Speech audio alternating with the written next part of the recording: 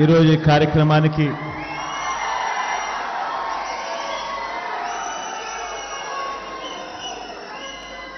ఇక్కడికి వచ్చిన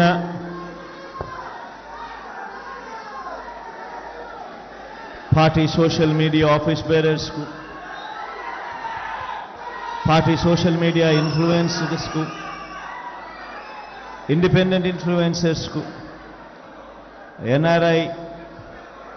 ఎన్ఆర్ఐ యాక్టివిటీలో అక్కడి నుంచి వర్చువల్గా అటెండ్ అవుతా ఉన్న సోషల్ మీడియా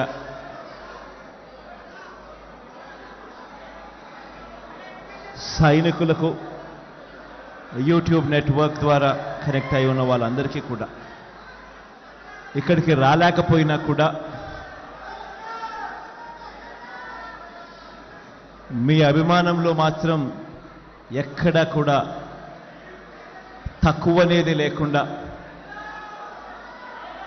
మీ అన్నకు ఈ దాదాపుగా 5 సంవత్సరాల పాటు మనం అధికారంలోకి రాక మునుపుడు నుంచి ఇప్పటిదాకా ప్రతి సందర్భంలోనూ తోడుగా ఉంటూ వస్తా ఉన్న నా చెల్లెమ్మలకు, నా తమ్ముళ్లకు,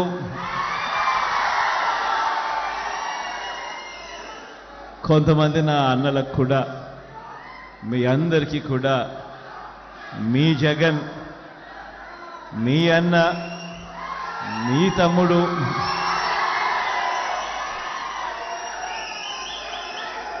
పేరు పేరున 2 చేతులు జోడించి శిరస్సు వంచి కృతజ్ఞతలు తెలుపుతా ఉన్నాడు.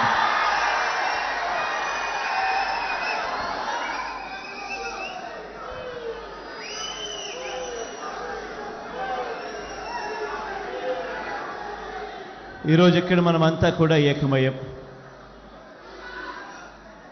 రాబోయే రోజుల్లో, మరో 18 రోజుల్లో జరగబోతా ఉన్న ఎన్నికల కురుక్షేత్రంలో ఈరోజు మనమంతా కూడా క్రియాశీలకంగా పార్టిసిపేట్ చేసే కార్యక్రమంలో ఈరోజు అందరం కూడా షేర్ చేసుకునే విషయంలో ఈరోజు అందరం ఏకమయ్యాం. ఈరోజు నేను మీ అందరితో కూడా ఒకటే చెప్తా ఉన్నా. మనకు ఒక వైపున చూస్తే మనకు అటువైపు ఉన్న బలాలు మన దగ్గర లేవు.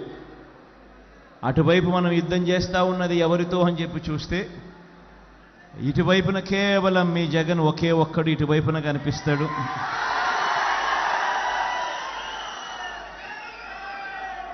కానీ అటువైపున చూస్తే చాలా గంభీరంగా కనిపిస్తూ ఉంటుంది.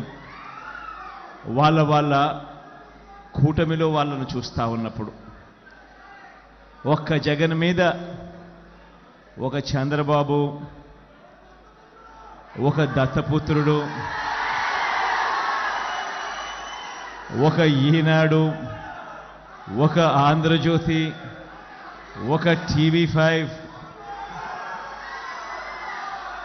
వీళ్ళందరూ సరిపోరన్నట్టుగా ఒక బీజేపీ, ఒక కాంగ్రెస్,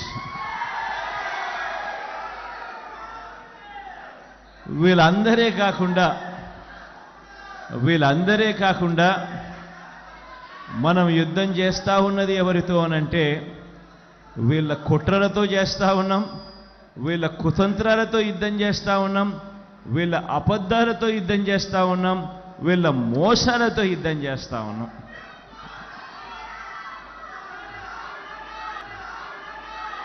ఈ మధ్యకాలంలో అయితే వాళ్ళ ఉక్రోషం ఏ స్థాయిలోకి వెళ్ళిపోయింది అనంటే చివరికి సోషల్ మీడియాలో మీ జగన్కు అంటే వాళ్ళ అన్నకు తాను సపోర్ట్ చేసింది అని, ఆ సపోర్ట్ కూడా పాపం తాను ఎందుకు చేసింది అనంటే తాను జగనన్న చేసిన మంచితో తాను కూడా బాగుపడిందని, జగనన్న వల్ల తనకు ఇల్లు వచ్చిందని, ఇంటి స్థలం వచ్చిందని, మిగిలిన పథకాలు కూడా జగనన్న వల్ల వచ్చాయని తన సంతోషాన్ని తాను సోషల్ మీడియాలో పాలు పంచుకుంటే ఏకంగా ఆ గీతాంజలి అనే నా చెల్లెల్ని ఎంత దారుణంగా ట్రోల్ చేశారో అందరం కూడా చూసాం. ఎంత దారుణంగా హెరాస్ చేశారో మనం అంతా కూడా చూసాం.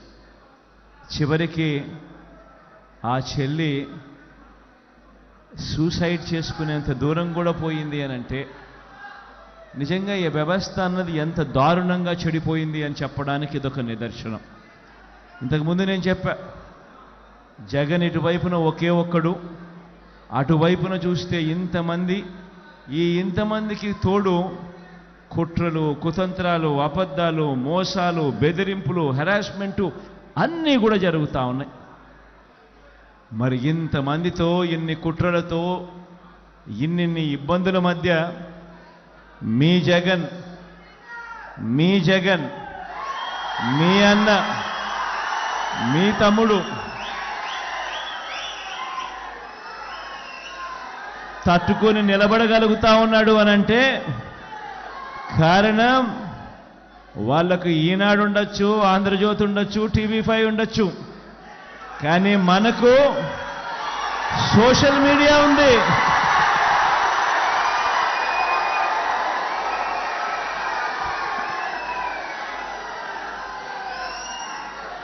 సెల్ ఫోన్ చేతిలో ఉన్న నా ప్రతి చెల్లెమ్మ, సెల్ ఫోన్ చేతిలో ఉన్న నా ప్రతి తమ్ముడు జగన్కు తోడుగా ఉన్నాడు.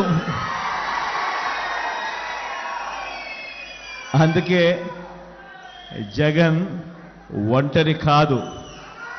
జగన్కు ఇన్ని కోట్ల గుండెలు రాష్ట్ర వ్యాప్తంగా ఉన్నాయి. జగన్ కోసం ప్రాణమిచ్చేదానికి కొన్ని లక్షల గుండెలు అండగా తోడుగా ఉన్నాయి. మరి ఇలాంటి పరిస్థితుల్లో జగన్ ఒంటరి ఎలా అవుతాడు? ఆ దేవుడు దయను మీద జగన్ నమ్మకం ఉంది. జగన్ను ప్రేమించే గుండెల మీద జగన్కు నమ్మకం ఉంది.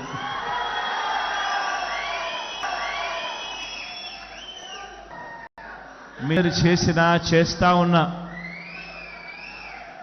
మీ అందరి అభిమానానికి, ఆప్యాయతలకు, చూపిస్తా ఉన్న ఆప్యాయతలకు మీ జగన్ మాత్రం నిండు మనసుతో ఒకటే చెప్పగలుగుతాడు, మీకు ఎంత చేసినా, ఏమి చేయగలిగినా కూడా అది తక్కువే అవుతుంది అని మాత్రం ఈ సందర్భంగా సగర్వంగా చెప్పగలుగుతాడు.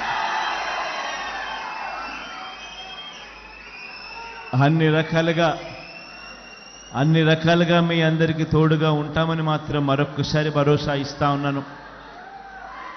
ఆర్గనైజేషన్ను కూడా స్ట్రీమ్లైన్ చేసే విషయంలో చాలా ఎఫెక్టివ్గా స్ట్రీమ్లైనింగ్ కూడా జరిగింది. భార్గవ్ కూడా చాలా క్రియాశీలకంగా స్ట్రీమ్లైనింగ్ చేసే కార్యక్రమంలో తాను కూడా ముందుండి అడుగులు వేస్తూ ఉన్నాడు.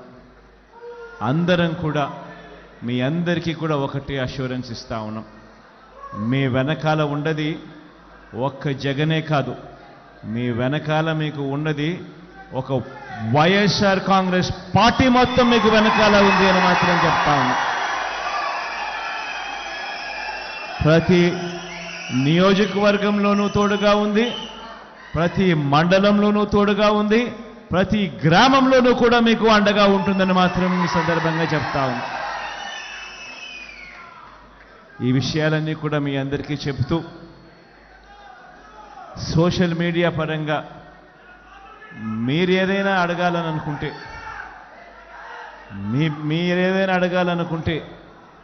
మీ అన్న, మీ తమ్ముడు చెప్పడానికి సిద్ధంగా ఉన్నాడని ఈ సందర్భంగా చెబుతూ, ఎవరైనా మాట్లాడాలనుకుంటే మాట్లాడమని కూడా కోరుతా ఉన్నా. ఈరోజు ఎలాగూ అందరూ విశాఖపట్నానికి వచ్చారు. కొంతమంది విశాఖపట్నం వాసులు, కొంతమంది విశాఖపట్నం బయట నుంచి కూడా వచ్చిన వాళ్ళు. ఈరోజు ఈ సిటీని చూస్తూ ఉన్నారు కదా, ఈ సిటీ ఆఫ్ డెస్టినీ అని. ఈ సిటీ ఆఫ్ డెస్టినీ అనేది రేపొద్దున ఆంధ్ర రాష్ట్ర డెస్టినీ అవుతుంది అనేది మాత్రం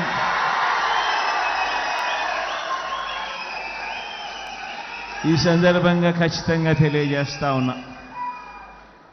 ఈ విషయం తెలియజేస్తూ ఎప్పుడైతే ఒక ముఖ్యమంత్రి వచ్చి ఈ సిటీలో కూర్చోవడం మొదలు పెడతాడో, ఎప్పుడైతే ముఖ్యమంత్రి ఈ సిటీ నుంచి పరిపాలన చేయడం మొదలు పెడతాడో, అప్పుడు ఈ సిటీ అన్నది హైదరాబాద్తో పోటీ పడే పరిస్థితి, చెన్నైతో పోటీ పడే పరిస్థితి, బెంగళూరుతో పోటీ పడే పరిస్థితి, ఐటీని ఈ స్టేజ్ నుంచి ఈ స్టేజ్కి తీసుకొని పోయే పరిస్థితి కూడా ఉంటుంది.